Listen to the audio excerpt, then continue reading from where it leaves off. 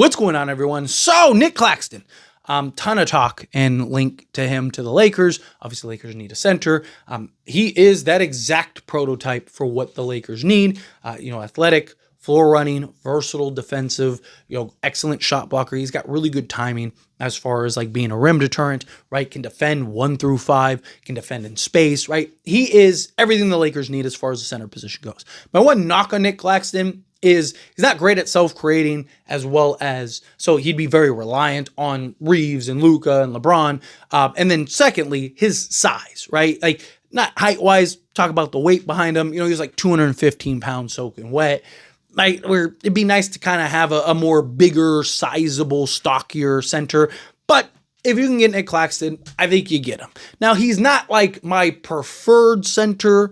If I'm being honest, there are several centers I'd rather have. But I do wholeheartedly believe Nic Claxton is the most likely. There are reports, from the moment the Lakers entered the offseason that, hey, Nic Claxton is probably going to be the guy that's most likely. And it does. It makes the most sense, right? The Brooklyn Nets, one, we know will trade with the Lakers. Two, we know exactly what Brooklyn values more than anything. And guess what the Lakers have? Exactly what the Brooklyn Nets value more than anything. And that's expiring contracts. Brooklyn values expiring contracts. It's why the Lakers were able to get Dorian Finney-Smith when a team like the Memphis Grizzlies were offering a protected first-round pick. Yeah, it was protected, but it was still a first. Lakers weren't offering first-round picks, but the Brooklyn Nets looked at it as like, hey, there's more value for us, and kind of wiping the deck, clearing the board a little bit, and rather than going and getting a protected first. So we know that the Brooklyn Nets value the cap space more than anything. Now, look, if they land a Giannis or something like that, maybe that changes. But realistically speaking, they're probably not going to get that. He's probably going to Spurs or, a Houston team, or very likely could end up staying with the Milwaukee Bucks. But you look at Nic Claxton, he's a guy that not many teams are going to be lining up to go run to the door to go get. It's not that he's a bad center or anything like that. It's just how many teams, one, need a starting center, and two, need a center like him, right? Most teams either already have their center or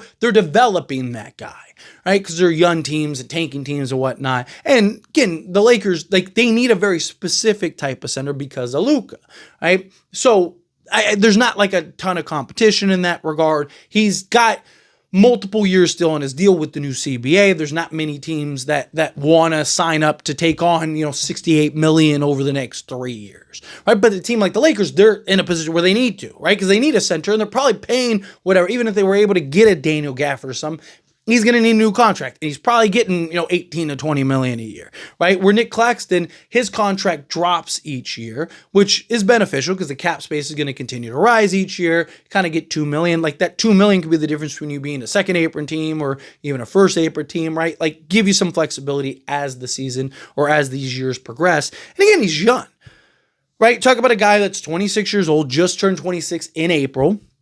Right, so he is like the ideal type of age to slot alongside Luka for the next, 8 years, to where now you kind of have your foundation. Now, bare minimum, you have your center and you have your point guard. So you have those guys, and now you're just kind of piecing in the rest, right? Whatever they end up doing with Austin Reeves, which also, again, Nic Claxton, asset-wise, probably wouldn't cost as much, right? Like, I don't think you're giving up Dalton Connect for him. I don't think you're giving up necessarily a first. I think you're probably giving up some pick swaps and stuff like that, but I don't think you should have to give up a first for Nick. They've been trying to get a first for Nic Claxton for years, right? And they haven't been able to get it. Because again, how many teams need him?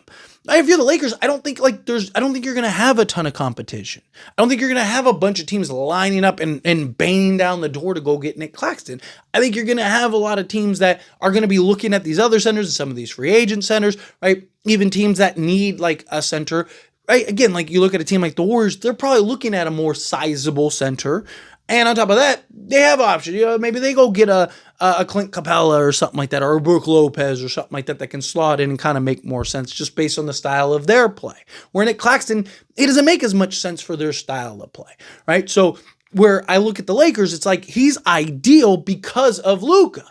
Luka likes to operate and navigate and get into the teeth of the defense and then have that outlet, right? Where, you look at a team like the Warriors, they already have a bunch of guys that are reliant on setup and that can't score outside of like 5 feet, right? Nic Claxton, don't get me wrong, he's got, a nice little left, nice little right, but man, he can finish strong and get second chance points and rebounds and all that stuff. Like, again, Nic Claxton, he's not like Rudy Gobert bad offensively, but he's not somebody that you're dumping the ball down to and just trusting him to go to work, right? He's not a guy that you're, dumping it down to and he's just going to work and, taking guys off dribble and giving you a little step back and doing all this crazy stuff, right? Like, he's a guy that is going to need setup, right? He's a guy that excellent roll man, can run the floor, be that lob threat, right? He is, again, the ideal center in the eco space for a team like the Lakers, right? With what they have as far as Austin Reeves, LeBron James, and Luka Doncic. Now, again, I would still, if I'm the Lakers, I would look to go and get a more stockier, sizable center. Can you, even if it's like a Jericho Sims, or can you convince a Clint Capella or something like that, right? Because I do think you need that big body center that can slot in and come in where, in a perfect world, to me, I really want multiple, I want different look centers, right? Like, I want that. I don't think it's a necessity, but I'd love to have that skilled center followed by that floor running center, followed by that enforcement center, right? Again, I talk about it all the time. You look at like the 2020 team. You had Anthony Davis, who was the skilled center. You had Dwight Howard, who was the big kind of enforcer, giving the hard fouls, getting the technicals, the flagrants, all that stuff. Then you had JaVale McGee, who was the high flyer, floor running type of center. We could kind of mirror that. Obviously, you're not going to get an Anthony Davis, Dwight Howard, and JaVale McGee, but you might be able to get kind of combination of that. Again, can you get that big interior enforcement center alongside that Nic Claxton, who could be that floor runner, type of center, right? And again, you look at a guy like Nic Claxton, he's a guy that, is basically a double-double guy when he's given the opportunity and role, right? You look at this past year, he was a 10-8 guy, but he also didn't get the defense or didn't get the opportunity and minutes on the basketball court. He has the defense. I mean, I meant the minutes and opportunity on the basketball court. His role really diminished, right? He wasn't getting as many minutes. He wasn't getting as many touches. He wasn't getting as much opportunity, right? So to me, I think if on the Lakers, I think he's easily, a 14-10 guy. I think on the Lakers, he's probably, again, he was 10-8. I think if he's getting, 25 to 30 minutes a night, I think he's giving you 10 rebounds a night. He's giving you 2 blocks a night, a steal a night, right? Versatile defense. But also on top of that, I think you can't tell me Luka's not going to count for another 4 points, right? Or 6 points. So I wouldn't be surprised if he's, like I said, a 14 to 16 point a game guy. He's going to give you some offensive rebounds, some putbacks, right? He's going to give you, again, some of that versatility out there on the basketball court. So I do. You're hearing a ton of talk and a ton of reports that, hey, Nic Claxton is going to be the most likely scenario. I believe he's the most likely scenario. Again, he's kind of lower on my totem pole as far as like the centers that I'd like to have, ideally. But again, I wouldn't be upset if we ended up landing Nic Claxton. I'd be pumped. I'd be excited. It would work. But anyway, as always, this is a discussion.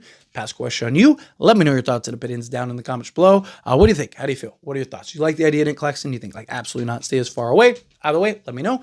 That being said, if you haven't liked this video, hit that like button. Helps me out. Helps me enjoy these types of videos, and I truly appreciate it. Not subscribe channel, hit that subscribe button. Turn on the bell notifications. Appreciate y'all. See you in the next one.